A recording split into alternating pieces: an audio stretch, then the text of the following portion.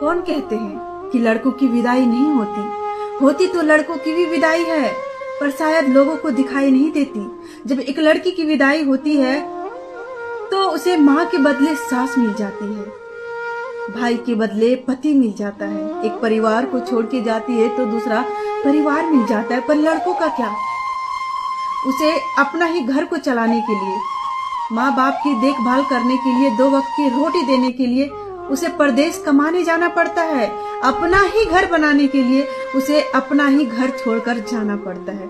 और तो और वो परदेश में जाकर इतना समझदार हो जाता है कि कल तक जो लड़का अपने घर में 1 गिलास पानी तक ना लेता था, आज परदेश जाकर वो लड़का खुद से खाना भी बनाता है, खाता भी है, कपड़े भी धोता है। और तो और जब भी होली दीपावली आते हैं, माँ घर से कॉल करती है कि बेटा तूने खाना खाया है या नहीं खाया है, सिर्फ अपने परिवार को खुश रखने के लिए कि हाँ मैंने भरपेट खाना खाया है, झूठ बोल कर रह जाता है। आप अगर परदेसी हो तो वीडियो को जरूर शेयर करना भाइयों।